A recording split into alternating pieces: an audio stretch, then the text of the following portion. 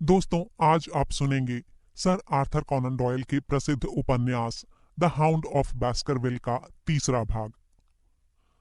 अब से मैं यानी डॉक्टर वॉटसन शर्लॉक होम्स को लिखे अपने खतों के जरिए जो मेज पर मेरे सामने रखे हैं, बाकी घटनाओं के बारे में बताऊंगा। इनमें से एक पन्ना गायब है, पर बाकी पन्ने ठीक वही बताते हैं जैसा मैंने उस वक्त महसूस किया था या शक किया था। ये मेरी याददाश्त से कहीं ज्यादा भरोसेमंद हैं। बास्करविल हॉल, 13 अक्टूबर। माय डियर होम्स, मेरे पहले के खतों और टेलीग्रामों से तुमको इस दूर दराज इलाके में जो भी घट रहा है उसकी सारी जानकारी मिल ही रही है। अगर पिछले कुछ दिनों में तुम्हें कोई रिपोर्ट नहीं मिली है तो इसकी वजह यह है कि आज तक बताने लायक कुछ हुआ ही नहीं। फिर एक चौंकाने वाली बात हुई जो मैं अभी बताऊंगा, पर सबसे पहले मैं तुम्हें हालात के दूसरे पहलुओं की जानकारी दे देता हूँ। उनमें से एक जिसके बारे में मैंने कुछ नहीं बताया है वो है भागे हुए कैदी वाली बात। शायद अब वो यहाँ से चला गया है, जिसकी वजह से यहाँ रहने वालों को काफी सुकून है। उसे गए 15 दिन हो चुके हैं और इस दौरान ना उसे देखा गया है ना सुना गया है। ये सोचा भी नहीं जा सकता कि इस दौरान वो बियाबान में ही रहा होगा। हाँ, वहां पर छिपने की जगह ढूंढने में कोई दिक्कत नहीं है, किसी भी पत्थर की झोपड़ी में छिपा जा सकता है, लेकिन वहां खाने के लिए कुछ नहीं है। इसलिए सबको लगता है कि वो यहाँ से जा चुका है और अब यहाँ के लोग चैन से सो पा रहे हैं। इस घर में हम 4 ताकतवर लोग हैं, इसलिए हम अपना ध्यान रख सकते हैं। लेकिन स्टेपल्टन परिवार के बारे में सोचकर मैं थोड़ा बेचैन हो जाता हूँ। उस परिवार के घर के आसपास कई किलोमीटर तक कोई घर नहीं है। उस घर में एक बूढ़ी नौकरानी है, बूढ़ा नौकर और भाई और बहन जो ज्यादा ताकतवर नहीं है। अगर ये शातिर अपराधी उनके घर में घुस गया तो ये लोग बेबस हो जाएंगे। सर हेनरी और मैं दोनों ही उनकी फिक्र कर रहे थे और हमने ये सोचा कि परकिंस वहां जाकर सो जाएगा, लेकिन स्टेपल्टन ने एक नहीं सुनी। बात यह है कि हमारा दोस्त हेनरी हमारी खूबसूरत पड़ोसन में दिलचस्पी लेने लगा है। इसमें कोई ताज्जुब नहीं, क्योंकि इस निर्जन इलाके में उस जैसे व्यस्त आदमी को समझ नहीं आ रहा कि अपना समय कैसे गुजारे। और ये महिला काफी आकर्षक है। उसकी सुंदरता उसके रूखे सूखे भाई से बिल्कुल भी मेल नहीं खाती। भाई अपनी बहन पर बुरी तरह से हावी रहता है, क्योंकि मैंने देखा है कि वो कुछ भी बोलते समय बार बार उसी की तरफ देखती रहती है, मानो उसे डर हो कि कहीं किसी बात पर वो नाराज ना हो जाए। उसकी आंखों में सूखी सी चमक है और होठों पर कोई मुस्कुराहट नहीं होती, जिससे माना जा सकता है कि वो गुस्सैल किस्म का है। तुम्हें उस पर गौर करने में दिलचस्पी होगी। पहले दिन वो बास्करविल से मिलने आया था और अगली ही सुबह वो हम दोनों को वो जगह दिखाने ले गया जहां से दुष्ट ह्यूगो का किस्सा शुरू हुआ था। ये जगह बियाबान में कुछ किलोमीटर की दूरी पर थी और इतनी मनहूस लगती थी कि उसके बारे में जो कुछ भी कहा गया है वो सही है। सर हेनरी को बहुत दिलचस्पी हुई और उसने कई बार स्टेपल्टन से पूछा कि क्या उसे वाकई विश्वास है कि भूत प्रेत लोगों की जिंदगी में खलल डालते हैं। वो बोल तो मजाक में रहा था, लेकिन जाहिर था कि वो इस बात को हल्के में नहीं ले रहा था। स्टेपल्टन घुमा फिराकर जवाब दे रहा था, लेकिन ये देखना काफी आसान था कि वो पूरी बात नहीं बता रहा, क्योंकि उसे हेनरी की भावनाओं का ख्याल था। उसने इसी तरह के और केसों के बारे में बताया जहां परिवारों को दुष्ट आत्माओं की वजह से तकलीफ हुई हो, और हमें लगा कि मन ही मन वो भी इस अंधविश्वास को मानता है। वापसी में हम लंच के लिए मैरीपेट हाउस रुक गए और वहीं पर सर हेनरी की मिस स्टेपल्टन से मुलाकात हुई। उस पर पहली नजर डालते ही वो उस पर आकर्षित हो गया और मुझे लगा कि यही भाव मिस स्टेपल्टन के मन में भी आया था। वापस पैदल आते समय वो बार बार उसका जिक्र कर रहा था और तब से शायद ही कोई दिन गया होगा जब हम उन भाई बहन से ना मिले हों। आज रात का खाना वे यहीं खाएंगे और मैंने सुना है कि अगले हफ्ते हमें उनके यहाँ जाना है। सोचा जाए तो स्टेपल्टन को इस रिश्ते से खुशी होनी चाहिए, लेकिन कई बार मैंने उसके चेहरे पर नाराजगी देखी है जब सर हेनरी उसकी बहन की ओर ज्यादा ध्यान दे रहा होता है। इसमें कोई शक नहीं कि वो उससे बहुत प्यार करता है और उसके बिना अकेला पड़ जाएगा, लेकिन ये तो खुदगर्जी की चरम सीमा होगी कि वो उसकी शादी के रास्ते में बाधक बने। मुझे यकीन है कि वो नहीं चाहता कि उनकी नजदीकियां मोहब्बत का रूप ले लें, और मैंने ये भी गौर किया है कि उसने उन दोनों को करीब आने से रोकने की भी कोशिश की है। और हाँ, तुमने जो मुझे हिदायत दी है कि सर हेनरी को अकेले बाहर ना जाने दूं, ये उस हालत में मुश्किल हो जाएगा अगर इन दोनों में मोहब्बत हो जाती है तो। तुम्हारी हर बात मानने से सर हेनरी का मेरे लिए प्यार कम हो जाएगा। पिछले रोज यानी गुरुवार को डॉक्टर मॉर्टिमर ने हमारे साथ लंच किया। वो लॉन्ग डाउन में कुछ खुदाई करवा रहा है। वहां से उसे बहुत ही प्राचीन काल की एक खोपड़ी मिली है जिसे पाकर वो बहुत खुश है। उसके बाद स्टेपल्टन भाई बहन आए और सर हेनरी की फरमाइश पर डॉक्टर हम सबको यूएलई ले गया ताकि हमें बता सके कि उस जानलेवा रात को क्या क्या हुआ था।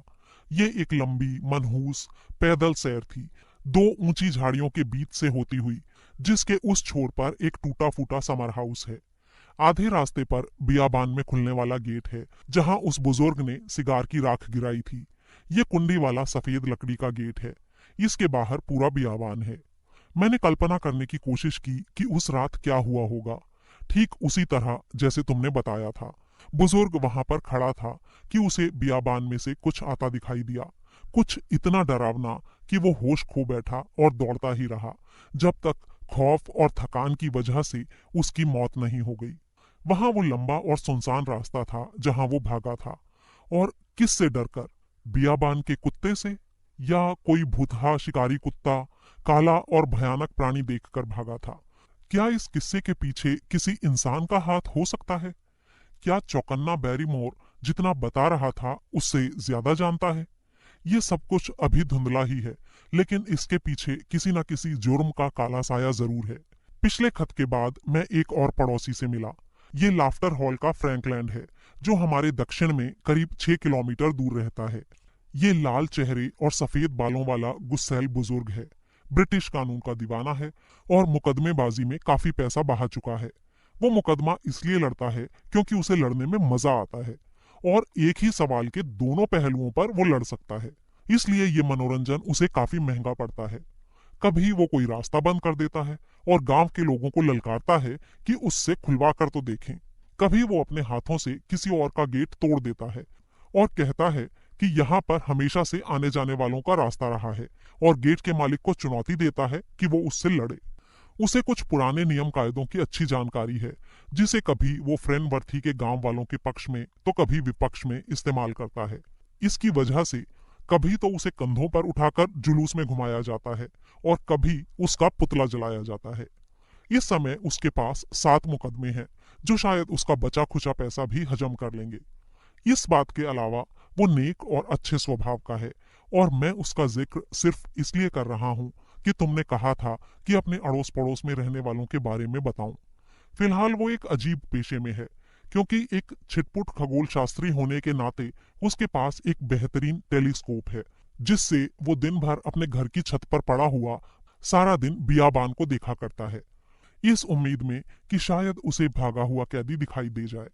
अगर वो यहीं तक सीमित रहता तो ठीक था, लेकिन अफवाह है कि वो डॉक्टर मॉर्टिमर पर केस करना चाहता है कि उसने बिना रिश्तेदारों को बताए एक कब्र खोल डाली और लॉन्ग डाउन की एक कब्र से पाषाण युग की एक खोपड़ी चुरा ली।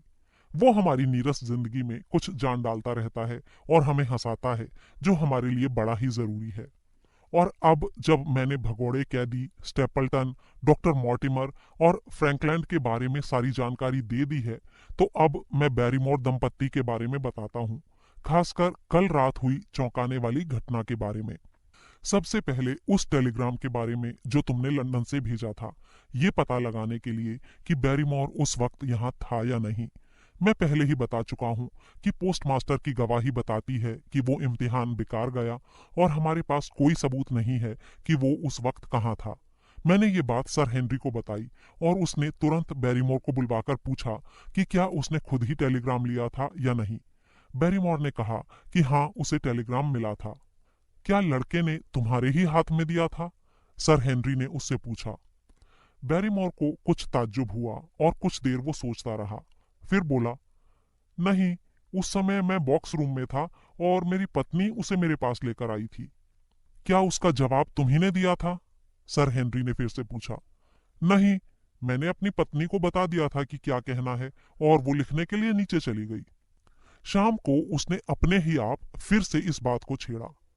वो बोला, सुबह मैं आपके सवाल का मकसद नहीं समझा सर हेनरी। मुझे उम्मीद है कि उसका मतलब ये नहीं था कि मैंने कुछ ऐसा कर दिया है जिससे आपका मेरे ऊपर से भरोसा उठ गया हो। सर हेनरी को उसे यकीन दिलाना पड़ा कि ऐसी कोई बात नहीं है और उसने अपने बहुत सारे पुराने कपड़े देकर उसे शांत किया। लंदन से उसके कपड़े अब तक यहाँ पहुंच चुके थे। मिसेस बैरीमोर भी मुझे दिलचस्प लगती हैं। वो काफी ठोस और भारी भरकम है, अपने आप में ही मगन रहती है और पुराने ख्यालों की है। उससे ज्यादा नीरस इंसान तुमने शायद पहले कभी नहीं देखा होगा। फिर भी मैं बता चुका हूँ कि कैसे यहाँ पर मेरी पहली रात को मैंने उसे बुरी तरह सुबकते सुना और उसके बाद से कई बार मैंने उसके चेहरे पर आंसुओं के निशान देखे हैं। उसके दिल को कोई गहरा गम खाई जा रहा है। कभी कभी मुझे लगता है कि किसी बात पर उसे कोई मानसिक कचोट तो नहीं है, और कभी ऐसा लगता है कि शायद बैरीमोर उस पर कोई जुल्म करता होगा। मुझे लगता है कि इस आदमी के चरित्र में कुछ तो गड़बड़ जरूर है, लेकिन पिछली रात की घटना से मेरे सारे शक दूर हो गए हैं। ये यूं ही एक मामूली घटना भी हो सकती है। तुम तो जानते ही हो कि मेरी नींद बहुत कच्ची है, और क्योंकि मैं इस घर में निगरानी रखता हूँ तो नींद और भी कच्ची हो गई है। कल रात करीब 2 बजे दबे कदमों की आहट से मेरी नींद खुल गई, जो मेरे कमरे के बाहर से गुजर रहे थे। मैं उठा, मैंने दरवाजा खोला और बाहर झांका।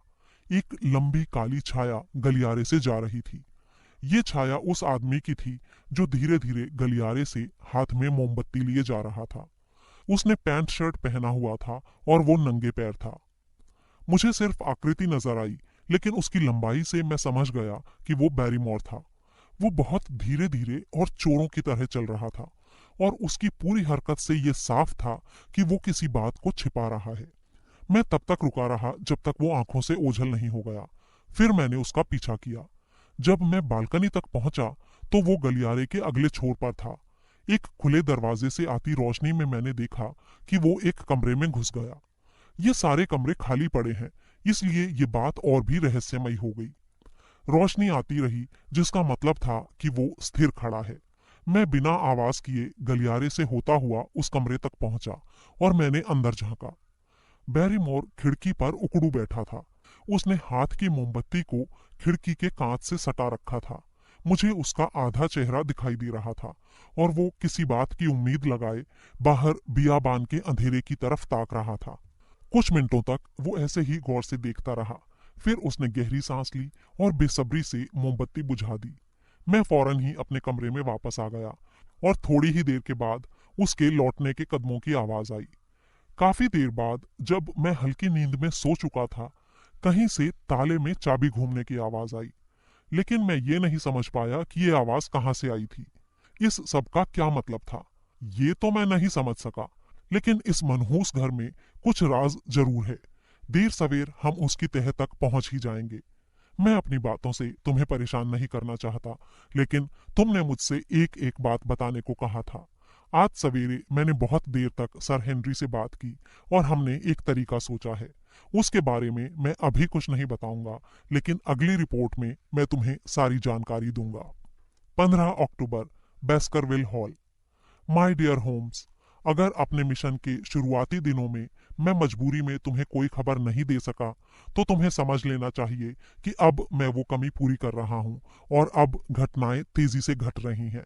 अपनी पिछली रिपोर्ट में मैंने बताया था कि कैसे मैंने बैरीमोर को खिड़की पर देखा था, और अब मेरे पास ऐसी जानकारी है जो तुम्हें चौंका देगी। हालात ने वो मोड़ ले लिया है जो हम सोच भी नहीं सकते थे। कई मायनों में पिछले 48 घंटों में सब कुछ साफ हो गया है, और कई मायनों में उलझ भी गया है। लेकिन मैं तुम्हें सारी बात बताता हूँ, और फिर तुम अपने आप फैसला करना। उस रोमांचक रात के बाद अगली सुबह नाश्ते के पहले मैंने गलियारे से होते हुए उस कमरे का जायजा लिया जिसमें बैरीमोर गया था। मैंने गौर किया कि वो पश्चिमी खिड़की जहां से वो झांक रहा था कुछ खास थी। वहां से बियाबान को सबसे करीब से देखा जा सकता था। 2 पेड़ों के बीच इतनी दूरी है कि वहां से दूर तक देखा जा सकता है, जबकि बाकी सारी खिड़कियों में से सिर्फ हल्की सी झलक ही दिखाई देती है। इसलिए ये माना जा सकता है कि सिर्फ इसी खिड़की से उसका काम बन सकता था। इसलिए बैरीमोर यहाँ से किसी व्यक्ति या वस्तु को देखने की कोशिश कर रहा होगा। रात काफी काली थी, और मैं समझ नहीं पा रहा कि वो किसी को भी देख पाने की उम्मीद कैसे कर रहा था। मुझे ख्याल आया कि शायद कोई प्रेम का त्रिकोण बन रहा है, इसलिए वो इतने दबे पांव जा रहा था और उसकी बीवी इतना परेशान रहती थी। यह आदमी देखने में काफी आकर्षक है, इसलिए मेरी इस दलील में काफी दम था। मेरे कमरे में लौटने के बाद जो ताला खुलने की आवाज आई थी, वो इस बात का सबूत थी कि वो छिपकर किसी से मिलने गया होगा। मैंने अपने आप को यही समझाया, चाहे बाद में ये बात गलत साबित हुई। बैरीमोर की हरकतों की जो भी वजह रही हो, मुझे लगा कि अपने आप तक इस बात को रख पाना मेरे वश की बात नहीं। नाश्ते के बाद मैं सर हेनरी से मिला और मैंने उसे सारी बात बताई। मैंने जितना सोचा था उतना वो नहीं चौंका। उसने मुझसे कहा, मुझे मालूम था कि बैरीमोर रात को घूमता रहता है और मैं इस बारे में उससे बात करने ही वाला था। 2-3 बार मैंने उसे गलियारे में चलते सुना था, करीब उसी समय जो तुम बता रहे हो। तो फिर हो सकता है वो हर रात उस खिड़की पर जाता हो, मैंने सुझाया।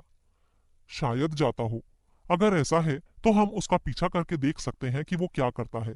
अगर होम्स यहाँ होता तो वो क्या करता? मेरे ख्याल से वो भी ठीक यही करता जो हम करने की सोच रहे हैं। वो बैरीमोर का पीछा करके देखता कि वो क्या खिचड़ी पका रहा है, मैंने कहा। तो फिर हम एक साथ जाएंगे, हेनरी ने कहा। लेकिन फिर तो वो हमें सुन लेगा। वो काफी बहरा है और फिर चाहे कुछ भी हो, हमें खतरा तो उठाना ही होगा। आज रात हम कमरे में बैठकर उसके आने का इंतजार करेंगे। सर हेनरी ने उत्साह से अपने हाथ मले। जाहिर था कि इस रोमांच से वो अपनी बोरियत भरी जिंदगी में कुछ राहत महसूस कर रहा था। सर हेनरी एक आर्किटेक्ट के संपर्क में था जो सर चार्ल्स के लिए भी काम करता था, इसलिए हम उम्मीद कर सकते हैं कि यहाँ जल्दी ही काफी बदलाव आएंगे। प्लाईमाउथ से कई डेकोरेटर आते रहे हैं और जाहिर है कि हमारा दोस्त बहुत ऊंचा सोचता है। वो किसी भी तरह अपने खानदान की शानो शौकत को वापस लाकर ही मानेगा। जब घर की मरम्मत पूरी हो जाएगी और ये नए सिरे से सज जाएगा, तो उसे पूरा करने के लिए बस एक पत्नी की ही कमी रह जाएगी। हम दोनों के बीच में ऐसा साफ लगता है कि अगर लड़की भी हामी भर देती है तो सब कुछ बिल्कुल तय है, क्योंकि इससे पहले मैंने किसी भी आदमी को इस कदर प्यार में डूबा हुआ नहीं देखा है जितना सर हेनरी अपनी खूबसूरत पड़ोसिन के प्यार में डूबा है। इन हालातों में जैसी उम्मीद की जा सकती है, सच्चे प्यार का रास्ता इतना आसान नहीं होता। जैसे कि आज ही प्यार की झील में ऐसी हलचल पैदा हुई जिससे हमारा दोस्त बड़ी ही अजीब उलझन और परेशानी में पड़ गया। इस बातचीत के बाद जब मैंने बैरीमोर के बारे में बताया तो सर हेनरी ने अपना हैट लगाया और बाहर जाने की तैयारी करने लगा। फिर मैंने भी ऐसा ही किया। मुझे अजीब तरीके से देखते हुए उसने पूछा, क्या तुम भी आ रहे हो वॉटसन? अगर तुम बियाबान की ओर जा रहे हो तो हाँ, मैं भी चलता हूँ, मैंने कहा। हाँ, जा तो रहा हूँ। तो तुम जानते ही हो कि मुझे क्या हिदायतें मिली हैं। मैं कबाब में हड्डी नहीं बनना चाहता, लेकिन तुम्हें मालूम ही है कि होम्स ने कितना जोर देकर कहा था कि तुम्हें कभी भी अकेला ना छोड़ूं, खास करके बियाबान में। सर हेनरी ने प्यारी सी मुस्कान के साथ मेरे कंधे पर हाथ रखा और बोला, माय डियर फेलो, अपनी सारी समझदारी के बावजूद होम्स उन संभावनाओं को नहीं समझ सका जो मेरे यहाँ आने के बाद पैदा हो गई हैं। तुम मेरी बात समझ रहे हो ना? मुझे यकीन है कि कम से कम तुम तो मेरा मजाक किरकिरा नहीं करोगे। मुझे अकेले ही जाने दो। मैं असमंजस में पड़ गया। मैं समझ नहीं पा रहा था कि क्या कहूं या क्या करूं। मैं कोई फैसला कर पाता इससे पहले ही उसने अपनी बेंत उठाई और निकल गया। जब मैंने पूरी बात पर गौर किया तो मेरी अंतरात्मा ने मुझे धिक्कारा कि किसी भी कारण से मैंने उसे अपनी नजरों से दूर क्यों जाने दिया। मैंने सोचा कि उस समय मेरे दिल पर क्या बीतेगी अगर मुझे तुमको लौटकर ये बताना पड़े कि तुम्हारी हिदायतों को अनसुना करने की वजह से कोई हादसा घट गया है। इस बात को सोचते ही मैं फौरन मैरीपेट हाउस की ओर चल दिया। मैं तेज रफ्तार से सड़क पर दौड़ रहा था, लेकिन सर हेनरी कहीं नहीं दिखाई दिया। सड़क जहां पर मुड़ती है वहां इस डर से कि कहीं मैंने गलत रास्ता तो नहीं पकड़ लिया, मैं एक पहाड़ पर चढ़कर देखने लगा।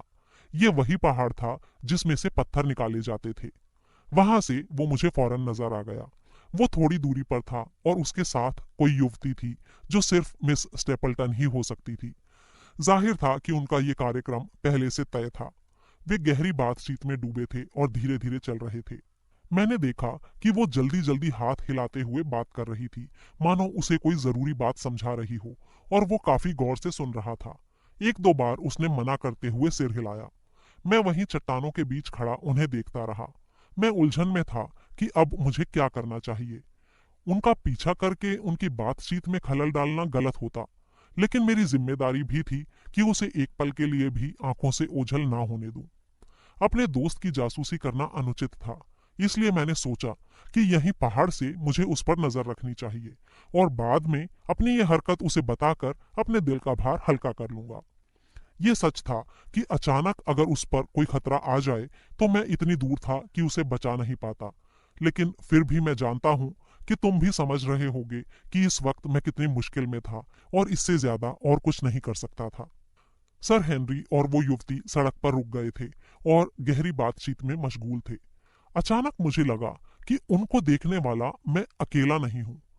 हवा में कोई हरी सी चीज लहरा रही थी जिसकी ओर मेरा ध्यान गया और देखने पर मैंने पाया कि वो स्टेपल्टन के हाथ में है, उसका तितली पकड़ने का जाल। वो उस जोड़े के करीब था और उनकी ही तरफ बढ़ रहा था। वो जंगलियों की तरह उनकी ओर भाग रहा था। उसका जाल उसके कंधे पर था। वो उत्तेजना के मारे उनके सामने नाच सा रहा था। इसका मतलब क्या था मैं नहीं कह सकता, लेकिन मुझे ऐसा लगा कि स्टेपल्टन सर हेनरी से गाली गलौज कर रहा है, जो अपनी ओर से सफाई दे रहा था, लेकिन स्टेपल्टन उसकी एक नहीं सुन रहा था। युवती चुपचाप खड़ी थी। आखिर में स्टेपल्टन वापस जाने को मुड़ा और उसने हाथ के इशारे से अपनी बहन को बुलाया, जो एक नजर सर हेनरी पर डालकर अपने भाई के साथ चली गई। जैक की गुस्से से भरी हरकतों से साफ था कि उसकी नाराजगी में उसकी बहन भी शामिल है। सर हेनरी 1 मिनट उन दोनों को देखता रहा और फिर जिस रास्ते से आया था धीरे धीरे उसी पर वापस चलने लगा, सिर झुकाए, बिल्कुल उदासी की मूरत जैसा। इस सब का क्या मतलब था? मैं ये बात समझ नहीं पाया, इसलिए मैं पहाड़ी के नीचे की ओर दौड़ा और वहीं सर हेनरी से मिला। उसका चेहरा गुस्से से लाल था और माथे पर सलवटें पड़ी थीं, मानो उसे समझ में नहीं आ रहा हो कि क्या करे। मुझे देखकर वो हैरानी से बोला, अरे वॉटसन, तुम कहां से टपक पड़े? मेरे मना करने के बावजूद तुम यहां आ ही गए। मैंने उसे सारी बात समझाई, कैसे मैं उसको छोड़कर रह नहीं सका, कैसे मैंने उसका पीछा किया और कैसे पहाड़ी पर खड़े होकर उसे देखा। पल भर को उसकी आंखों में गुस्सा दिखाई दिया, पर मेरी बेबाकी से उसका गुस्सा खत्म हो गया और आखिर में वो फीकी सी हंसी हंस दिया। उदास से स्वर में उसने कहा, मुझे तो लग रहा था कि इस सुनसान जगह पर मैं दुनिया की नजरों से दूर अकेला हूं, लेकिन लगता है पूरे इलाके ने मेरी मोहब्बत का इजहार देखा है, जो कि ज्यादा कामयाब भी नहीं हुई। तुम कहां पर बैठे थे? मैं उस पहाड़ पर था, मैंने कहा। ओह, तो तुम पीछे की लाइन में थे। उसका भाई तो आगे ही बैठा था। क्या तुमने उसे हमारी ओर आते देखा था? हाँ, देखा था, मैंने कहा। क्या तुमको कभी ऐसा नहीं लगता कि वो उसका भाई पागल है? नहीं, ऐसा तो नहीं लगता कि वो पागल है, मैंने कहा। मुझे भी नहीं लगा। आज से पहले वो हमेशा समझदार ही लगता था, लेकिन अब मैं कह सकता हूं कि या तो मेरा या फिर उसका दिमाग ठिकाने पर नहीं है। लेकिन मेरे अंदर खराबी क्या है?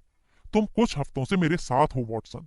मुझे सीधे सीधे बताओ, अभी इसी वक्त ऐसी क्या बात है जो मुझे उस महिला का एक अच्छा पति बनने से रोकेगी जिससे मैं प्यार करता हूं? मुझे तो ऐसी कोई बात नहीं लगती, मैंने कहा।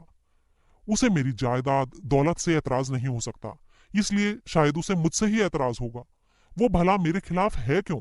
मैंने अपनी समझ में आज तक किसी भी आदमी या औरत को दुख नहीं पहुंचाया है, और फिर भी वो मुझे उसके करीब नहीं आने देना चाहता। क्या उसने ऐसा कहा? मैंने पूछा। ये भी और इसके अलावा भी बहुत कुछ। मैं बता रहा हूं वॉटसन, मैं उसे कुछ ही हफ्तों से जानता हूं, लेकिन शुरू से ही मुझे लगा है कि वो मेरे लिए ही बनी है, और वो भी मैं दिल से कहता हूं मेरे साथ बहुत खुश रहती है। महिला की आंखों में जो चमक होती है वो बिना कहे ही काफी कुछ कह जाती है। लेकिन ये इसका भाई, वो हम दोनों को कभी भी साथ रहने ही नहीं देता, और आज ही पहली बार मैं उससे अकेले मिलकर कुछ कहने की कोशिश कर रहा था। वो मुझसे मिलकर खुश थी, लेकिन जब वो मिली तो प्यार की बातें नहीं कर रही थी, बल्कि मुझे भी ऐसी बातें करने से रोक रही थी।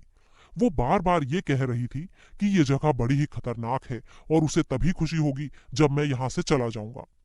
मैंने उससे कहा कि उसे देखने के बाद मुझे यहाँ से जाने की कोई जल्दी नहीं है, और अगर वो वाकई चाहती है कि मैं यहाँ से चला जाऊं तो उसे भी मेरे साथ चलने का इंतजाम करना होगा। फिर मैंने साफ साफ शब्दों में शादी का प्रस्ताव रखा, लेकिन उसके जवाब देने से पहले ही वो उसका भाई वहां आ टपका, हमारी ओर पागलों की तरह दौड़ता हुआ। वो बहुत तेज गुस्से में था और उसकी आंखों से आग निकल रही थी। मैं उससे ऐसी बातें क्यों कह रहा था जो उसे अच्छी नहीं लग रही थी? क्या मैं समझ रहा था कि मैं अमीर हूं, मैं जो मन में आए कर सकता हूं? अगर वो उसका भाई नहीं होता ना, तो मैं उसे जवाब देता। फिर भी मैंने उसे बताया कि उसकी बहन के प्रति मेरी जो भावनाएं हैं, उनके लिए मुझे कोई शर्मिंदगी नहीं है और मुझे उम्मीद है कि एक दिन वो मेरी पत्नी बनेगी। इस बात पर वो और भी ज्यादा बिगड़ गया। फिर मुझे भी गुस्सा आ गया और मैंने जरूरत से ज्यादा सख्ती से जवाब दिया। इसलिए वो उसे लेकर वहां से चला गया और अब मैं बुरी तरह से उलझन में पड़ा हूं। बस मुझे इतना बता दो वॉटसन कि इस सब का क्या मतलब हो सकता है। मैं तुम्हारा एहसान कभी नहीं भूलूंगा। मैंने एक दो तर्क देने की कोशिश की, लेकिन मैं खुद भी नहीं समझ पा रहा था। मेरे दोस्त की जायदाद, उम्र, चरित्र और खूबसूरती सब उसके पक्ष में थे और कोई भी बात उसके खिलाफ नहीं जा सकती थी। शायद उसके खानदान का शाप इसकी वजह रही हो। लेकिन ताज्जुब की बात यह थी कि युवती की मर्जी जाने बगैर ही उसने उसे बुरी तरह झिड़क दिया था और इस बात पर युवती चुपचाप देखती रही। ये बात मुझे समझ नहीं आ रही थी। लेकिन हमारी सारी उलझनें दोपहर में उस वक्त दूर हो गईं जब स्टेपल्टन वहां आया। वो सुबह की बदतमीजी के लिए माफी मांगने आया था और सर हेनरी के साथ उसकी स्टडी में लंबी मुलाकात के बाद ये तय हुआ कि उन दोनों के बीच के सारे मतभेद दूर हो गए हैं और इसलिए हमें अगले शुक्रवार डिनर के लिए मैरीपेट हाउस जाना था। सर हेनरी ने कहा, मैं अब भी ये नहीं कहूंगा कि वो पागल नहीं है। आज सुबह जब मेरी ओर दौड़ा आ रहा था तो उस वक्त उसकी आंखों का भाव मैं भूल नहीं सकता। लेकिन मैं ये जरूर मानता हूं कि किसी ने आज तक इतने तहे दिल से माफी नहीं मांगी होगी। क्या उसने अपने बर्ताव की कोई सफाई दी? जब मैंने ये पूछा तो सर हेनरी ने बताया कि स्टेपल्टन का कहना है कि उसकी जिंदगी में उसकी बहन ही सब कुछ है। ये स्वाभाविक ही है और मुझे खुशी है कि उसे अपनी बहन की इच्छाओं की इतनी परवाह है। ये लोग हमेशा साथ रहे हैं और उसके अनुसार वो हरदम अकेला रहा है और दोस्त के तौर पर बस उसकी बहन ही उसके साथ रही है। इसलिए उसे खोने के ख्याल से वो बहुत परेशान हो गया था। वो समझ नहीं पाया था कि मैं उसकी ओर खिंचा जा रहा हूँ और जब उसने अपनी आंखों से देखा कि ऐसा हो रहा है और उसकी बहन उससे छिन सकती है, तो उसे बड़ा धक्का लगा और कुछ देर के लिए वो आपा खो बैठा। जो भी हुआ उसके लिए उसे बहुत खेद था और उसे समझ में आ गया था कि ऐसा सोचना कितना बेवकूफी और स्वार्थ भरा था कि वो जिंदगी भर अपनी लाडली बहन को अपने पास रख सकेगा। अगर उसे जाना ही है तो अच्छा ये होगा कि वो किसी और के पास ना जाकर मेरे जैसे पड़ोसी के पास जाए। लेकिन जो कुछ भी हो, ये उसके लिए एक धक्का ही था और इससे निकलने के लिए उसे थोड़ा वक्त चाहिए होगा। वो अपनी ओर से सारा विरोध वापस ले लेगा अगर मैं वादा करूं कि मैं उसे 3 महीने का वक्त दूंगा और इस दौरान उसकी बहन से दोस्ती तो रखूंगा, लेकिन मोहब्बत का इजहार नहीं करूंगा। मैंने ये वादा किया और मामला शांत हो गया। इस तरह से एक उलझन तो दूर हुई। जिस कीचड़ में हम हाथ पैर मार रहे हैं वो कहीं से तो साफ हुई। अब मैं समझ गया कि स्टेपल्टन अपनी बहन के प्रेमी से इतनी नफरत क्यों करता था, जबकि प्रेमी सर हेनरी जैसा काबिल आदमी था। अब मैं दूसरे सुराग पर जाता हूँ जो मैंने उलझी हुई गुत्थी से सुलझा दिया है, यानी कि रात में रोने की आवाज, मिसेस बैरीमोर का आंसुओं से डूबा चेहरा और बैरीमोर का रात में दबे पांव खिड़की पर जाने का रहस्य क्या है। मुझे बधाई दो माय डियर होम्स, और मुझसे कहो कि मैंने तुम्हारा एजेंट बनकर तुम्हें निराश नहीं किया है और तुम्हें मेरे ऊपर विश्वास करके कोई निराशा नहीं हुई है। ये सारी बातें एक रात काम करने के बाद मुझे मालूम हुई हैं। मैं एक रात का काम कह तो रहा हूँ, लेकिन सच ये है कि ये काम 2 रातों का था, क्योंकि पहली रात हमें कुछ भी हासिल नहीं हुआ था। मैं सर हेनरी के साथ उसके कमरे में सुबह 3 बजे तक बैठा रहा, लेकिन हमें घड़ी की टिक टिक के अलावा दूसरी कोई भी आवाज नहीं सुनाई दी। ये इंतजार बड़ा ही नीरस था और आखिर में हम दोनों अपनी अपनी कुर्सियों पर ही सो गए। अच्छा हुआ कि हम इससे मायूस नहीं हुए और हमने फिर से कोशिश करने का फैसला किया। अगली रात हमने लैंप धीमा किया और चुपचाप इंतजार करते रहे। हमें यकीन नहीं हो रहा था कि समय इतनी धीरे धीरे भी गुजर सकता है, लेकिन हम उसी दिलचस्पी से इंतजार कर रहे थे जितनी दिलचस्पी से कोई शिकारी अपने शिकार का इंतजार करता है। 1 बजा, फिर 2 बजे और हमने फिर से उम्मीद छोड़ दी थी कि तभी हम अपनी कुर्सियों पर तनकर बैठ गए और चौकन्ने हो गए, क्योंकि हमने गलियारे में कदमों की आहट सुनी थी। हमने उसे धीरे धीरे जाते सुना जब तक वो थोड़ी दूर नहीं चला गया। फिर सर हेनरी ने धीरे से दरवाजा खोला और हम उसका पीछा करने लगे। गलियारे में अंधेरा था और वो काफी आगे निकल गया था। हम धीरे धीरे आगे आए और काली दाढ़ी वाली आकृति हमें नजर आई जो धीरे धीरे गलियारे से होती हुई जा रही थी। हम बड़ी ही सावधानी से लकड़ी के एक एक फट्टे पर कदम जमाते हुए चल रहे थे ताकि आवाज ना हो। हम अपने जूते उतार कर आए थे, लेकिन फिर भी हमारे भार से फट्टे चरमरा रहे थे। कभी कभी हमें लगता था कि ऐसा हो ही नहीं सकता कि वो हमें सुन नहीं पा रहा है, लेकिन अच्छा था कि वो आदमी काफी बहरा है और वो पूरी तरह अपने काम में मशगूल था। आखिरकार जब हम कमरे में पहुंचे तो हमने देखा कि वो खिड़की से चेहरा सटाए मोमबत्ती लिए बाहर झांक रहा था, ठीक वैसे ही जैसे मैंने 2 रात पहले देखा था। हमने कोई खास योजना तय नहीं की हुई थी, लेकिन सर हेनरी हमेशा सीधे ढंग से ही सामना करना ठीक समझता है। जैसे ही वो कमरे में गया, बैरीमोर ने जोर से सांस खींची और खिड़की से उछल पड़ा। वो हमारे सामने खड़ा थर थर कांप रहा था। उसके सफेद चेहरे से झांकती काली आंखों में ताज्जुब भी था, खौफ भी, और वो बारी बारी से हम दोनों को देखे जा रहा था। तुम यहाँ क्या कर रहे हो बैरीमोर? कुछ नहीं सर, कुछ नहीं। वो खिड़की सर, मैं बस रात में देखा करता हूँ कि खिड़कियां ठीक से बंद हैं या नहीं। दूसरी मंजिल पर?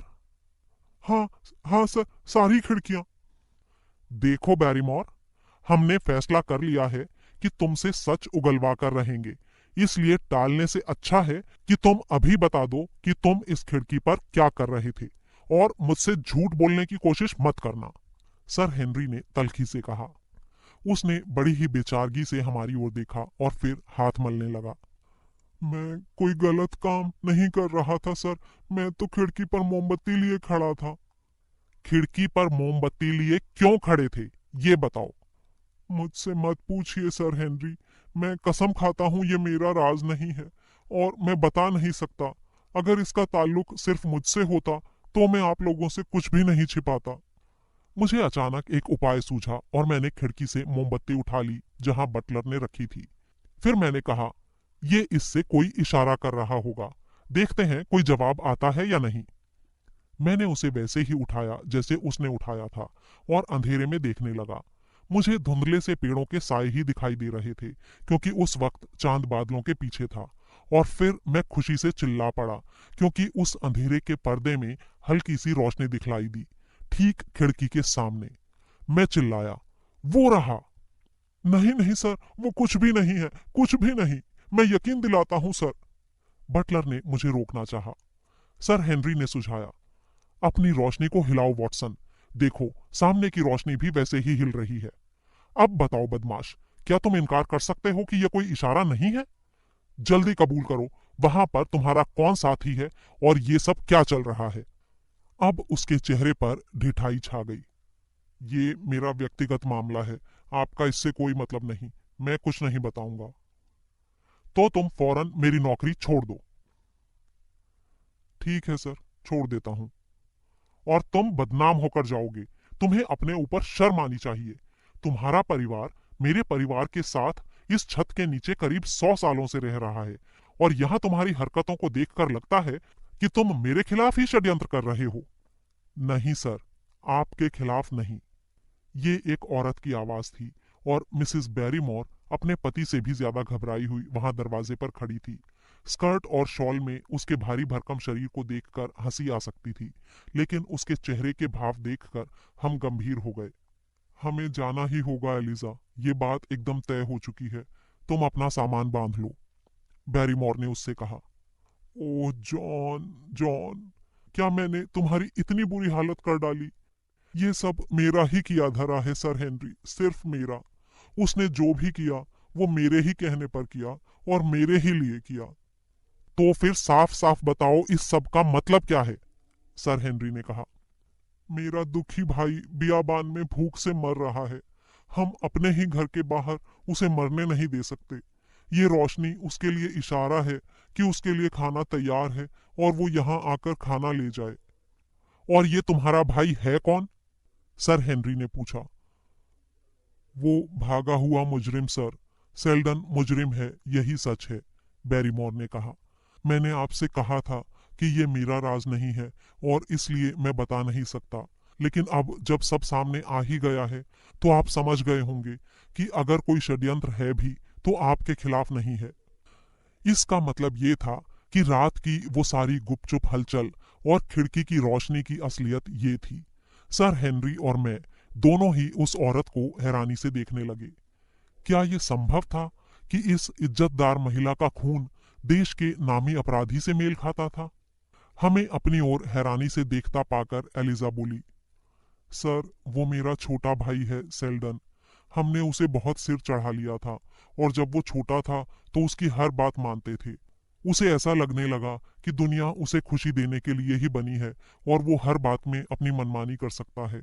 जब वो बड़ा हुआ तो बुरे लोगों से दोस्ती करने लगा और खुद भी उनके जैसा बुरा हो गया। उसने मेरी माँ का दिल तोड़ दिया और हमारे खानदान का नाम मिट्टी में मिला दिया। हर अपराध के साथ वो और भी नीचा गिरता गया। जैसे तैसे वो फांसी से भी बच गया, लेकिन सर मेरे लिए तो वो अभी भी घुंघराले बालों वाला वही बच्चा है जो मेरी गोद में खेला और जिसे मैंने पाला पोसा है। इसीलिए वो जेल से भागा है। वो जानता है कि मैं यहाँ रहती हूँ और उसकी मदद करने से इनकार नहीं करूंगी। एक दिन जब वो घिसटता हुआ यहाँ आया, थका हारा, भूखा प्यासा, और उसके पीछे पुलिस पड़ी थी, तो हम क्या करते? हमने उसे अंदर बुलाया और उसे खाना खिलाया और उसका ध्यान रखा। फिर आप वापस आ गए। मेरे भाई को लगा कि मामला ठंडा होने तक वो बियाबान में ही सबसे ज्यादा सुरक्षित रहेगा, इसलिए वो तो वहीं छिप गया। लेकिन हर दूसरी रात हम जांचते थे कि वो ठीक ठाक है, और अगर वो भी इशारा करता तो हम उसके लिए मीट और ब्रेड रख देते थे। हर रोज हम उम्मीद करते कि वो चला गया होगा, लेकिन जब तक वो यहाँ था हम उसे धोखा नहीं दे सकते थे। यही पूरा सच है और इसमें मेरे पति का कोई दोष नहीं है। सारा दोष मेरा है। मेरे पति ने जो भी किया वो सिर्फ मेरी वजह से किया। महिला की आवाज में सच्चाई और ईमानदारी थी। क्या ये सब कुछ सच है बैरीमोर? सर हेनरी ने पूछा। जी सर हेनरी, एक एक शब्द सच है। मैं तुम्हें दोष नहीं देता कि तुमने अपनी पत्नी का साथ दिया। जो मैंने कहा उसे भूल जाओ। तुम दोनों अपने कमरे में जाओ और इस बारे में हम कल सुबह बात करेंगे। जब वे चले गए हमने फिर से खिड़की के बाहर देखा। सर हेनरी ने खिड़की खोल दी थी और रात की ठंडी हवा हमारे चेहरों से टकरा रही थी। दूर काले अंधेरे में अब भी वो नन्ही सी रोशनी टिमटिमा रही थी। मुझे लगता है कि ये आदमी बहुत ही मजबूत दिल वाला है, मैंने कहा। शायद ये रोशनी सिर्फ यहीं से दिखलाई देती है। हो सकता है। तुम्हारे ख्याल से उसकी रोशनी यहां से कितनी दूर होगी? करीब 1 किलोमीटर से ज्यादा दूर नहीं है। हाँ, शायद इतनी ही होगी, क्योंकि बैरीमोर को वहां तक खाना लेकर जाना होता है और वो दुष्ट इंतजार कर रहा होगा। वॉटसन, मैं उस आदमी के पास जा रहा हूँ। मेरे दिमाग में भी यही ख्याल आया था। ऐसा नहीं था कि बैरीमोर दंपत्ति ने हमें अपने आप इस राज के बारे में बताया था। इसे उनसे उगलवाया गया था। वो आदमी समाज के लिए खतरा था, एक खुला छूटा हुआ पागल कुत्ता जिसके लिए ना रहम था ना कोई बहाना। उसे वापस जेल पहुंचाकर, जिससे वो कोई नुकसान न कर सके, हम सिर्फ अपना कर्तव्य पूरा कर रहे थे। अगर हम इस वक्त हाथ बांधे रहे तो अपने खूंखार और वहशी स्वभाव की वजह से वो दूसरे लोगों का नुकसान कर सकता था। जैसे कि किसी भी रात वो हमारे पड़ोसी स्टेपल्टन परिवार पर हमला कर सकता था। और शायद इसी ख्याल की वजह से सर हेनरी इतनी तत्परता दिखा रहा था। मैंने उससे कहा, मैं भी चलता हूँ। तो फिर अपने रिवॉल्वर निकालो और बूट पहनो। हम जितनी जल्दी निकले उतना ही बेहतर होगा, वरना वो रोशनी बुझाकर चला जाएगा। 5 मिनट में ही हम दरवाजे के बाहर थे, अपने मिशन के लिए तैयार। काली झाड़ियों से होते हुए हम तेजी से जा रहे थे। हवा सरसरा रही थी और पत्तों के गिरने की आवाज आ रही थी। चारों ओर सीलन और सड़ांध की बदबू थी। बीच बीच में कभी चांद दिखाई दे जाता था, लेकिन आकाश में बादल छाए थे और जब हम बियाबान में आए तो हल्की हल्की बारिश शुरू हो गई थी। सामने रोशनी अभी भी चमक रही थी। तुम्हारे पास हथियार है? मेरे पास चाबुक है, सर हेनरी ने कहा। हमें जल्दी से उसके पास पहुंचना होगा, क्योंकि वो बहुत ही बदमाश है। हम उसे अचानक धर दबोचेंगे और भागने का मौका नहीं देंगे। अचानक सर हेनरी ने कहा, वॉटसन, इस सब के बारे में होम्स क्या कहता? उस किस्से का क्या हुआ जब रात के घुप अंधेरे में शैतानी ताकतें जाग उठती हैं? मानो उसकी बात के जवाब में बियाबान के सन्नाटे को चीरती वो अजीब और डरावनी आवाज गूंज उठी जो मैं पहले भी सुन चुका था। वो तेज हवा के झोंके के साथ पहले धीमी और फिर तेज रोने की आवाज थी। फिर वो रुक गई। ऐसा बार बार हो रहा था और पूरा वातावरण मानो इसी आवाज से धड़क रहा था, डरावना और वहशियाना। सर हेनरी ने मेरी आस्तीन पकड़ ली। अंधेरे में उसका चेहरा सफेद नजर आ रहा था। ये सब क्या है वॉटसन? मुझे नहीं मालूम। ये इस बियाबान में अक्सर गूंजने वाली आवाज है। मैंने एक बार पहले भी इसे सुना था। तभी आवाज थम गई और हमें सन्नाटे ने घेर लिया। हम कान लगाए सुनने की कोशिश करते रहे, लेकिन कोई आवाज नहीं आई। सर हेनरी ने कहा, वॉटसन, वो शिकारी कुत्ते की आवाज थी। मेरे शरीर का खून जम गया, क्योंकि सर हेनरी की आवाज में ऐसा कंपन था जो बता रहा था कि वो बुरी तरह से डर गया है। ये लोग इस आवाज को क्या कहते हैं? उसने मुझसे पूछा। कौन लोग? यहाँ के लोग। अरे वो अनपढ़ लोग हैं। तुम्हें क्या फर्क पड़ता है चाहे वो कुछ भी कहें? बताओ तो वे इसे क्या कहते हैं? मैं हिचका, लेकिन उसके सवाल से बच नहीं सका। वे कहते हैं कि ये बास्करविल के शिकारी कुत्ते के रोने की आवाज है। एक दर्द भरी आह के साथ वो चुप हो गया। हाँ, ये शिकारी कुत्ते की ही आवाज थी, लेकिन ऐसा लगता है कि कई किलोमीटर दूर से आ रही थी। ये कहना तो मुश्किल है कि वो कहां से आ रही थी, मैंने कहा। वो हवा के साथ धीमी और तेज हो रही थी। ग्रिम्पेन का दलदल उसी तरफ है ना? हाँ है, मैंने कहा। तो फिर वो आवाज उसी तरफ से आ रही थी। चलो वॉटसन, क्या तुमको खुद नहीं पता चला कि वो शिकारी कुत्ते के रोने की आवाज है? मैं कोई बच्चा नहीं हूं। तुम सच बोलने से डर क्यों रहे हो? जब मैंने पिछली बार ये आवाज सुनी थी तब मैं स्टेपल्टन के साथ था। उसने कहा था कि ये किसी विचित्र चिड़िया की आवाज भी हो सकती है। मैंने उसे बताया। नहीं वॉटसन, वो शिकारी कुत्ता ही था। क्या इन किस्सों में सच्चाई हो सकती है? क्या यह मुमकिन है कि मुझे वाकई इन शैतानी ताकतों से खतरा है? तुमको इन सब बातों पर विश्वास नहीं है ना वॉटसन? नहीं नहीं, बिल्कुल नहीं, मैंने कहा। लेकिन देखो, लंदन में खड़े होकर इस बात पर हंसना एक और बात है, और बियाबान के अंधेरे में ऐसी आवाज सुनना दूसरी बात है। मेरे अंकल की लाश के पास कुत्ते के पैरों के निशान थे। सब कुछ साफ होता जा रहा है। मैं अपने आप को डरपोक नहीं मानता, लेकिन उस आवाज से मानो मेरा खून जम ही गया था। जरा मेरा हाथ छू कर देखो। मैंने उसका हाथ छुआ और वो वाकई संगमरमर की तरह ठंडा था। कोई बात नहीं, तुम कल तक ठीक हो जाओगे, मैंने उसे दिलासा देने की कोशिश की। मुझे नहीं लगता मैं उस आवाज को भुला पाऊंगा। तुम्हारी राय में अब हमें क्या करना चाहिए? क्या हम लौट चलें? मैंने उससे पूछा। नहीं, बिल्कुल नहीं। हम उस मुजरिम को पकड़ने आए हैं और हम ऐसा ही करेंगे। लेकिन लगता है कि एक शिकारी कुत्ता शायद हमारा पीछा कर रहा है। लेकिन कोई बात नहीं, नरक के सारे शैतान चाहे हमारा पीछा क्यों ना कर रहे हों, हम अपना काम करके ही रहेंगे। धीरे धीरे अंधेरे में ठोकर खाते हम आगे बढ़ने लगे। चारों ओर से काले पहाड़ों ने हमें घेर रखा था। आगे वो पीली रोशनी अब भी चमक रही थी। काली स्याह रात में किसी भी रोशनी की दूरी का अंदाज नहीं लगाया जा सकता। कभी वो रोशनी हमें दूर क्षितिज में नजर आती, कभी लगता कि हमसे कुछ ही मीटर की दूरी पर है। पर आखिर में हमें समझ आ गया कि रोशनी किधर से आ रही है, और हम ये भी समझ गए कि हम उसके बिल्कुल करीब पहुंच गए हैं। पत्थरों के बीच में एक मोमबत्ती लगी हुई थी। दोनों ओर चट्टानें थीं, इसलिए हवा से वो बुझ नहीं रही थी, और बास्करविल हॉल के अलावा वो और कहीं से नजर भी नहीं आ सकती थी। एक बहुत बड़ी चट्टान ने हमें छिपा रखा था, और उसके पीछे से झांककर हमने इस इशारे की रोशनी को गौर से देखा। बियाबान के बीचों बीच ये अकेली मोमबत्ती बड़ी ही अजीब लग रही थी। उसके आसपास जीवन का कोई निशान नहीं था, बस एक पीली लौ और उसके दोनों ओर चमकती चट्टानें। अब क्या करें? सर हेनरी ने फुसफुसाकर मुझसे पूछा। यहीं रुकते हैं, वो अपनी रोशनी के पास ही होगा, शायद हमें उसकी झलक दिखाई दे जाए। ये शब्द मेरे मुंह से निकले ही थे कि हम दोनों ने उसे देख लिया। वहां चट्टानों पर, जहां मोमबत्ती जल रही थी, एक दरिंदे का चेहरा झांक रहा था, जिसमें इंसानियत का नाम तक नहीं था।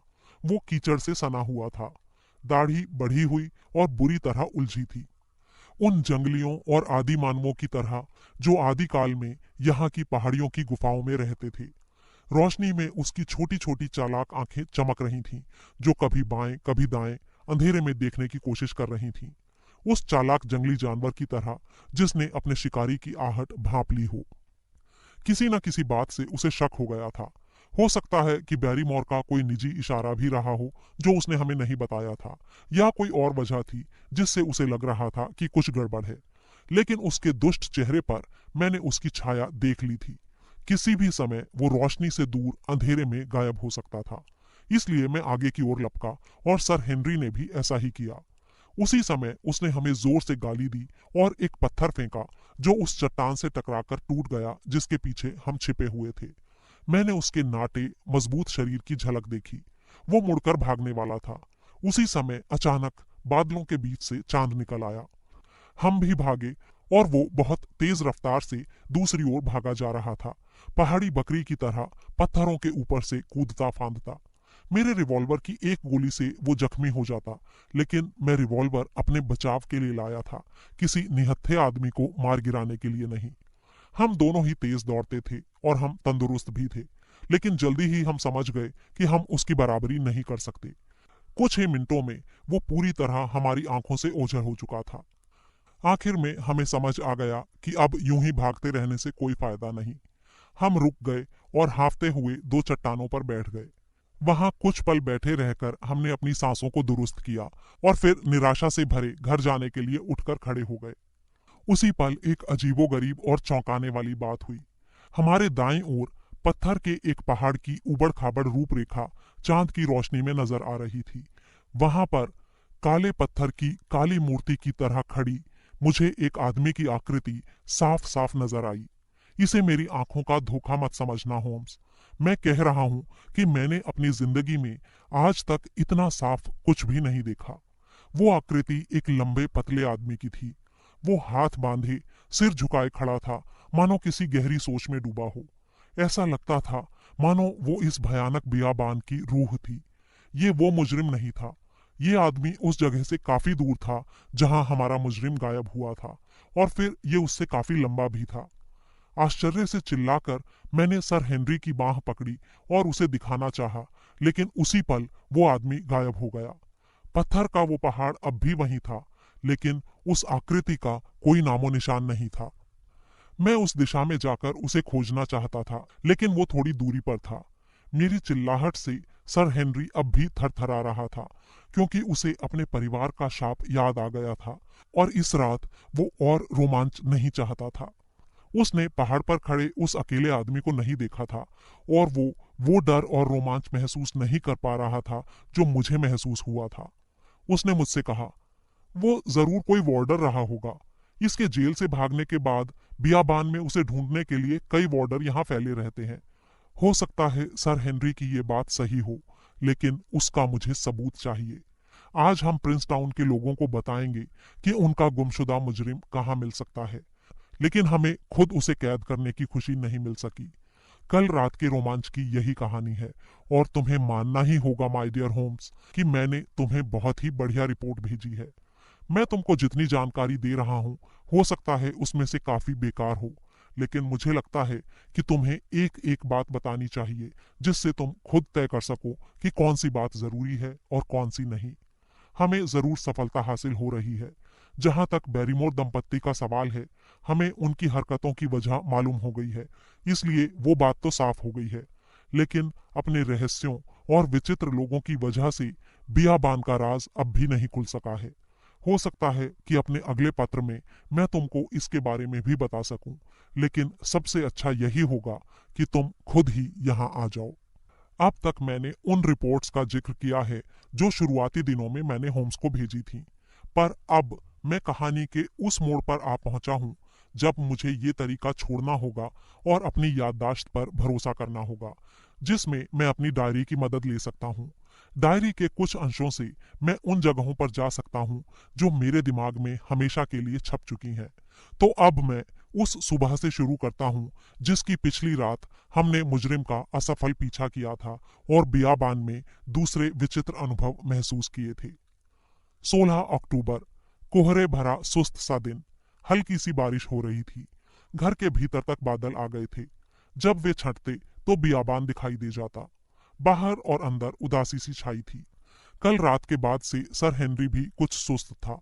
मेरे भी दिल पर बोझ सा था और साथ ही था एक अनजाने खतरे का अंदेशा। ये खतरा और भी डरावना इसलिए था क्योंकि मैं उसे समझ नहीं पा रहा था। मैं उस इलाके में फैली अफवाहों पर कतई यकीन नहीं करता कि ये किसी शैतानी ताकत का काम है, लेकिन सच्चाई ये है कि मैंने 2 बार बियाबान में रोने की उस आवाज को खुद अपने कानों से सुना है। मान लो कि कोई बड़ा शिकारी कुत्ता वाकई में खुला छूटा हुआ है, लेकिन अगर वाकई ऐसा है तो वो कुत्ता कहाँ छिपा पड़ा रहता है, कहाँ से खाता है, कहाँ से आता है कि दिन में कभी भी दिखाई नहीं देता। ये मानना पड़ेगा कि ना तो पहली बात समझ में आती है और ना ही दूसरी। और फिर कुत्ते के अलावा लंदन में एक आदमी भी था जो सर हेनरी का पीछा कर रहा था, और वो खत जिसमें सर हेनरी को बियाबान में आने से मना किया जा रहा था। वो सब कुछ तो असली ही था, पर यह काम किसी हितैषी दोस्त का भी हो सकता था और किसी दुश्मन का भी। अब वो दोस्त या दुश्मन जो भी था वो था कहाँ? क्या वो लंदन में ही रह गया था या हमारे पीछे पीछे यहाँ आ गया था? क्या ये वही अजनबी है जो उस रात पहाड़ी पर मुझे दिखाई दिया था? ये सच है कि मैंने उसकी एक झलक ही देखी थी, लेकिन कुछ बातें मैं दावे के साथ कह सकता हूँ। वो ऐसा कोई आदमी नहीं था जिसे मैंने पहले इस इलाके में देखा हो। वो स्टेपल्टन से कहीं ज्यादा लंबा था, फ्रैंकलैंड से कहीं ज्यादा पतला। वो बैरीमोर हो सकता था, लेकिन उसे हम घर पर छोड़कर आए थे और मुझे मालूम है कि वो हमारे पीछे नहीं आया होगा। इसका सीधा सा मतलब ये हुआ कि कोई अजनबी हमारे पीछे लगा हुआ था, ठीक वैसे ही जैसे लंदन में था। हम उससे छुटकारा नहीं पा सके थे। अगर मैं उसे पकड़ने में कामयाब हो जाता तो शायद हमारी सारी मुश्किलें खत्म हो जाती। अब मैं इसी काम में अपनी सारी ताकत लगा दूंगा। मेरे मन में आया कि सबसे पहले सर हेनरी को अपनी तरकीब बताऊं। फिर दूसरा विचार ये आया कि अक्लमंदी इसी में है कि मैं चुपचाप अपना खेल खेलता रहूं और किसी से भी कुछ ना कहूं। वो चुप है और घबराया हुआ भी है। बियाबान की उस आवाज से वो बुरी तरह हिल गया है। मैं उसकी घबराहट को बढ़ाना नहीं चाहता, लेकिन अपनी ओर से मैं इस राज को जानने की पूरी कोशिश करूंगा। आज सुबह नाश्ते के बाद एक छोटा सा नाटक हुआ। बैरीमोर ने सर हेनरी से बात करने की इजाजत मांगी। थोड़ी देर के लिए वे दोनों स्टडी में बंद रहे। बिलियर्ड रूम में बैठे बैठे मुझे कई बार उनकी आवाजें ऊंची होती सुनाई दी थीं। मुझे अच्छा खासा अंदाज लग चुका था कि वे किस बारे में बहस कर रहे हैं। कुछ देर बाद सर हेनरी ने दरवाजा खोलकर मुझे अंदर बुलाया। उसने कहा, बैरीमोर को लगता है कि उसे एक शिकायत है। उसका कहना है कि हमारा उसके साले के पीछे जाना गलत था, जबकि उसने खुद ही सारी बात हमें बता दी थी। बैरीमोर शांत खड़ा था, लेकिन उसके चेहरे का रंग सफेद पड़ गया था। वो बोला, हो सकता है मैं कुछ गर्मी में आ गया था, और अगर मैंने ऐसा किया था तो मैं माफी मांगता हूँ। लेकिन साथ ही आप दोनों को सुबह वापस लौटते सुना और पता चला कि आप लोग सेल्डन की तलाश में गए थे। वो बेचारा वैसे ही परेशानी में है और मेरी वजह से उसकी तकलीफ और भी बढ़ गई। अगर तुमने खुद बताया होता तो दूसरी बात थी, सर हेनरी ने कहा।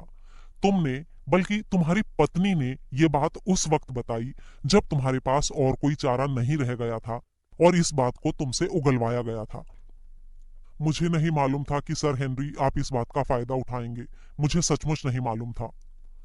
वो आदमी समाज के लिए खतरा है बैरीमोर। इस इलाके में सुनसान घर इधर उधर छितरे हुए हैं और उस आदमी के मन में जरा भी इंसानियत नहीं है। उसकी शक्ल देखते ही ये बात समझ में आ जाती है। अब जैसे मिस्टर स्टेपल्टन का ही घर देख लो, जिसमें वही अकेला है जो मुकाबला कर सकता है। कोई भी इंसान यहाँ सुरक्षित नहीं रहेगा जब तक ये मुजरिम कैद में नहीं चला जाता। सर हेनरी की ये बात सुनकर बैरीमोर ने कहा, वो यहाँ किसी भी घर में चोरी नहीं करेगा। मैं ये वादा करता हूँ, वो इस इलाके में कभी भी किसी को परेशान नहीं करेगा। मैं आपको यकीन दिलाता हूँ सर हेनरी कि कुछ ही दिनों में उसका इंतजाम हो जाएगा और वो दक्षिण अमेरिका चला जाएगा। मैं विनती करता हूँ कि आप पुलिस को मत बताइए कि वो यहाँ छिपा हुआ है। पुलिस अब उसे नहीं ढूंढ रही है और जब तक उसका जहाज तैयार नहीं हो जाता वो बिल्कुल चुपचाप पड़ा रहेगा। उसके बारे में पुलिस को जानकारी देकर आप मुझे और मेरी पत्नी को भी परेशानी में डाल देंगे। मैं आपके हाथ जोड़ता हूँ, प्लीज पुलिस को कुछ मत कहिए। क्या कहते हो वॉटसन? सर हेनरी ने मेरी राय जाननी चाहिए। मैंने कंधे उचकाते हुए कहा, अगर ये देश के बाहर चला जाता है तो एक बोझ कम हो जाएगा, लेकिन ये खतरा भी तो है कि जाने से पहले ही वो किसी को धर दबोचे। नहीं सर हेनरी, वो इतनी बेवकूफी कभी नहीं करेगा। हमने उसे जरूरत का सारा सामान दे रखा है। कोई भी वारदात करने का मतलब होगा कि वो अपने छिपने की जगह को आम कर देगा। ठीक है, सर हेनरी ने कहा, शायद हम किसी गलत बात को शह भी दे रहे हैं और मदद भी कर रहे हैं, लेकिन इतनी सब बातें सुनने के बाद मुझे नहीं लगता कि मैं उसे पुलिस के हवाले कर सकता हूं बैरीमोर। इसलिए ये बात अब यहीं खत्म हो जाती है। तुम जा सकते हो। भरे दिल से शुक्रिया कहते हुए बैरीमोर मुड़ा, पर फिर कुछ हिचकता हुआ वापस आया। आपने हम पर बड़ी दया दिखाई है सर, और बदले में मैं भी आपके लिए कुछ करना चाहता हूँ। मुझे कुछ मालूम है सर हेनरी, और शायद मुझे पहले ही इस बात को बता देना चाहिए था, लेकिन ये बात मुझे काफी बाद में पता चली थी। मैंने किसी से भी ये बात नहीं बताई है। ये बात सर चार्ल्स की मौत से संबंध रखती है। उसका इतना कहना था कि हम दोनों उछलकर खड़े हो गए। क्या तुम जानते हो कि उसकी मौत कैसे हुई थी? नहीं सर, ये तो मुझे नहीं मालूम, लेकिन मैं ये जानता हूँ कि उस वक्त वो गेट पर क्यों थे। वो किसी महिला से मिलने गए थे। महिला से मिलने? Sir Charles? जी हाँ। क्या नाम था उस महिला का? मुझे पूरा नाम तो नहीं पता, लेकिन उसके नाम के पहले अक्षर LL थे। ये बात तुम कैसे जानते हो बैरीमोर? सर हेनरी, आपके अंकल के पास उस दिन सवेरे एक खत आया था। उनके पास अक्सर कई खत आते थे, क्योंकि वो मशहूर थे और अपनी दिलेरी की वजह से जाने जाते थे, जिससे परेशानी में पड़ा कोई भी इंसान उनसे मदद ले लेता था। लेकिन उस सुबह ऐसा हुआ कि डाक में सिर्फ एक ही खत आया था, इसीलिए मेरा उस पर ध्यान गया। ये कुंबे ट्रेसी से आया था और उस पर लिखावट एक औरत की थी। मैंने इस बात पर ज्यादा ध्यान नहीं दिया और ना कभी देता, लेकिन मेरी बीवी की वजह से मुझे ऐसा करना पड़ा। कुछ हफ्ते पहले वो सर चार्ल्स की स्टडी को साफ कर रही थी। उनकी मौत के बाद से अब तक वो साफ नहीं हुई थी। तब वहां पर उसे एक जले हुए खत की राख मिली, अंगीठी के पीछे। उसका ज्यादातर हिस्सा जल चुका था, लेकिन एक पन्ने का आखिरी हिस्सा सलामत था और उस पर जो लिखा था उसे पढ़ा जा सकता था। हालांकि उसके ऊपर भी राख जमी हुई थी। उसमें लिखा था, प्लीज प्लीज अगर तुम जेंटलमैन हो तो ये खत जला देना और 10 बजे तक गेट पर आ जाना। LL। क्या वो कागज का टुकड़ा अभी भी तुम्हारे पास है? नहीं सर, हमारे छूने के बाद वो टुकड़े टुकड़े हो गया था। क्या सर चार्ल्स को उसी लिखावट में और भी कोई खत मिले थे? मैंने उनके खतों पर कभी कोई खास ध्यान नहीं दिया था। मैं इस पर भी ध्यान नहीं देता अगर उस दिन ये अकेला खत नहीं आया होता। और तुमको जरा भी पता नहीं है कि ये LL कौन है? नहीं सर, बिल्कुल भी नहीं। लेकिन मेरे ख्याल से अगर हमें ये औरत मिल जाती है तो हमें सर की मौत के बारे में और ज्यादा मालूम हो सकेगा। मुझे ये नहीं समझ में आ रहा कि तुमने इतनी जरूरी बात छिपाए क्यों रखी। दरअसल सर, इसके तुरंत बाद ही हमारी खुद की परेशानियां शुरू हो गई थी, और फिर हम दोनों सर चार्ल्स को बहुत प्यार करते थे, क्योंकि उन्होंने हमारे लिए बहुत कुछ किया था। इस बात को उछालने से हम अपने मालिक की कोई मदद नहीं करते, और जब किसी औरत का सवाल होता है तो जरा सोच समझकर ही कदम उठाना चाहिए। यानी तुमको ये लगा कि उस औरत की इज्जत पर धब्बा लग जाएगा? सर हेनरी ने पूछा। मुझे ये लगा कि इस बात को खोलने से कोई फायदा नहीं होगा, लेकिन आपने मुझ पर बहुत मेहरबानी दिखाई है और मुझे लगा कि आपसे कोई भी बात छिपाना गलत होगा। ठीक है बैरीमोर, अब तुम जा सकते हो। जब वो चला गया तो सर हेनरी मेरी तरफ मुड़ा। अब इस नए किस्से के बारे में तुम्हारा क्या कहना है?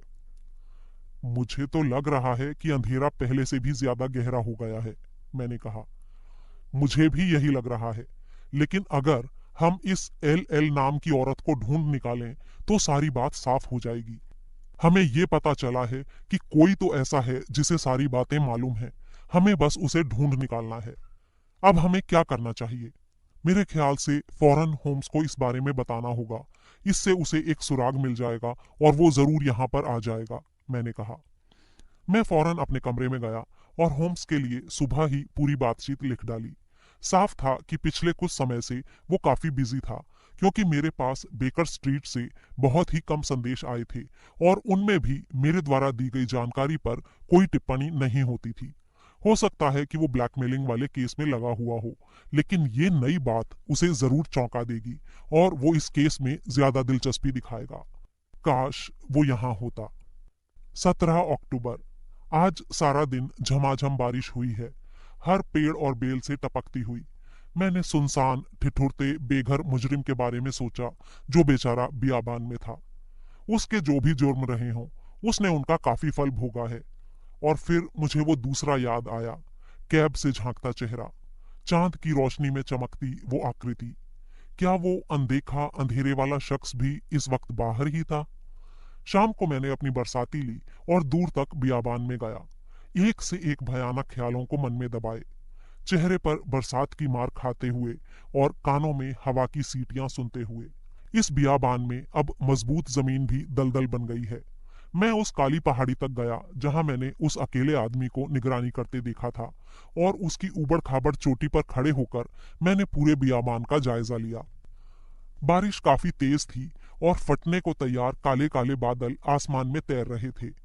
बाईं ओर धुंध के पीछे छिपे बैस्करविल हॉल की दो पतली मीनारें पेड़ों के ऊपर से नजर आ रही थीं। इस इलाके में इंसानों की मौजूदगी के बस यही निशान दिख रहे थे, उन इतिहास के पहले की झोंपड़ियों के अलावा जो पहाड़ों की ढलानों पर अब भी मौजूद थीं। उस आदमी का कहीं भी कोई नामो निशान नहीं था जिसे मैंने 2 रात पहले इसी जगह पर देखा था। वापसी के समय मुझे डॉक्टर मॉर्टिमर मिला, जो अपनी कुत्ता गाड़ी से कहीं जा रहा था। वो हमारा बहुत ध्यान रखता था और शायद ही कोई दिन ऐसा गुजरा होगा जब वो हमारे हालचाल लेने हमसे मिलने हॉल तक नहीं आया हो। उसने बहुत आग्रह करके मुझे अपनी कुत्ता गाड़ी में बैठाया और घर तक छोड़ने आया। अपने छोटे से स्पैनियल कुत्ते के गायब हो जाने की वजह से वो काफी दुखी था। उसका कुत्ता बियाबान की तरफ चला गया था और फिर लौट कर नहीं आया था। मैंने उसे तसल्ली देने की कोशिश की, लेकिन मुझे ग्रिम्पेन के दलदल में फंसी वो घोड़ी याद आ गई और मुझे नहीं लगता कि उसका कुत्ता फिर कभी लौट कर आएगा।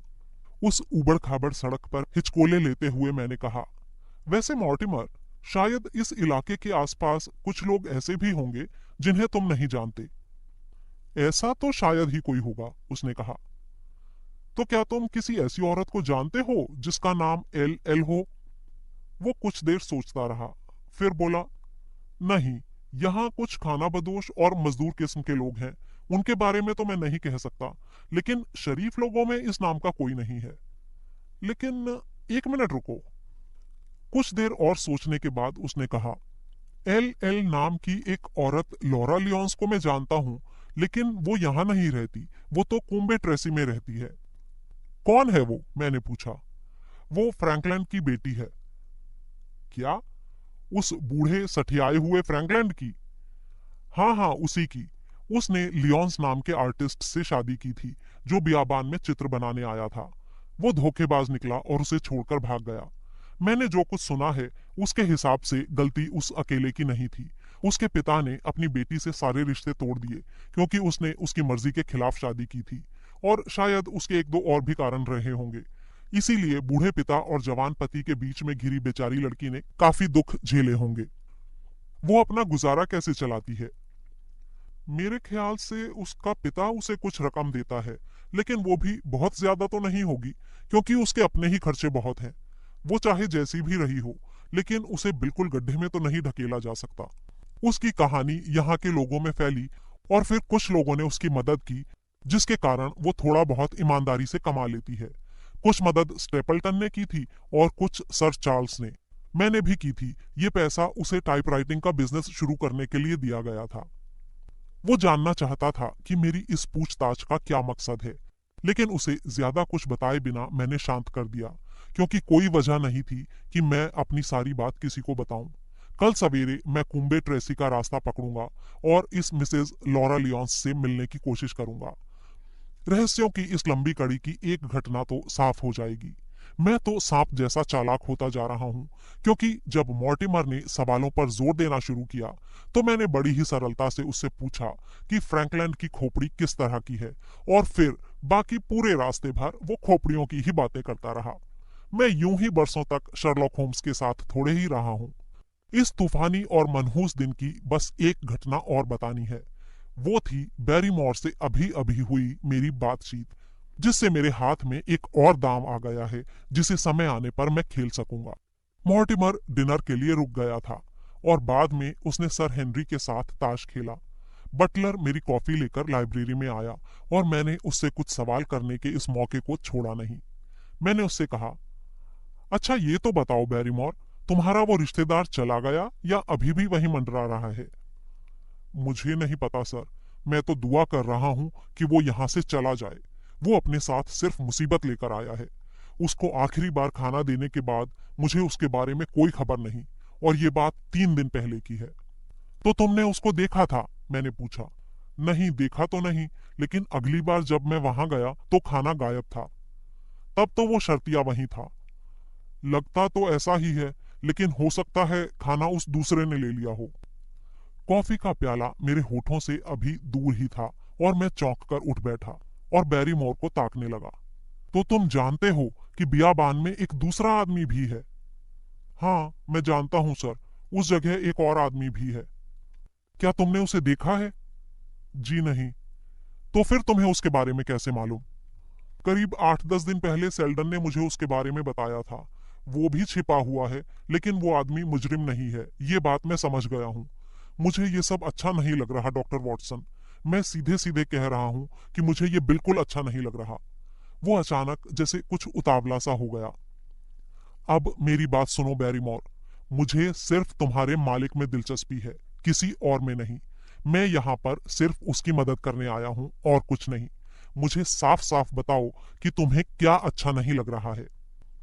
एक पल के लिए बैरीमोर हिचका, मानो सब उगलने के लिए पछता रहा हो या फिर अपने भावों को शब्दों में बयान नहीं कर पा रहा हो। आखिर में बियाबान के सामने वाली बरसात की मार खाती खिड़की की ओर इशारा करते हुए वो बोला, ये सब जो हो रहा है, कहीं कुछ गलत हो रहा है। मुझे पक्का यकीन है कि अगर सर हेनरी वापस लंदन चले जाएं, तो इससे बड़ी खुशी की बात और कोई नहीं होगी। लेकिन तुम इतना घबराए हुए क्यों हो? क्योंकि कुछ गलत हो रहा है। सर चार्ल्स की मौत को ही ले लीजिए, वही काफी गलत था। रात में बियाबान से आने वाली आवाजों पर गौर कीजिए। कोई भी ऐसा नहीं है जो किसी भी कीमत पर वहां जाएगा, और वहां पर ये अजनबी छिपा हुआ देख रहा है और इंतजार कर रहा है। किस बात का इंतजार कर रहा है? उसका मतलब क्या है? ये किसी भी बैस्करविल के लिए अच्छी बात नहीं हो सकती, और मुझे बहुत खुशी होगी जिस दिन सर हेनरी के नए नौकर आकर हॉल का कामकाज संभालेंगे। मैंने उससे पूछा, लेकिन ये अजनबी कौन हो सकता है?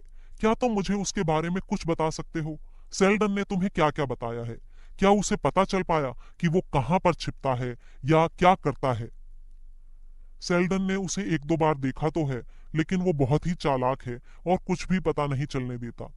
पहले तो सेल्डन ने समझा कि वो पुलिस का आदमी है, फिर जल्दी ही उसे समझ आ गया कि वो तो अपने ही किसी इरादे से वहां छिपा हुआ है। जहां तक उसे समझ में आया, लगता तो वो शरीफ ही है, लेकिन वो क्या चाहता है ये पता नहीं चलता। और क्या सेल्डन ने ये बताया कि वो रहता कहाँ पर है? हाँ, उसने बताया, वो पहाड़ पर उन पुराने घरों में रहता है, उन पत्थर की झोपड़ियों में जहां सैकड़ों साल पहले लोग रहते थे। और वो खाने का इंतजाम कैसे करता है? सेल्डन ने पता किया है कि उसके पास एक लड़का है जो उसकी जरूरत का सामान लाता है।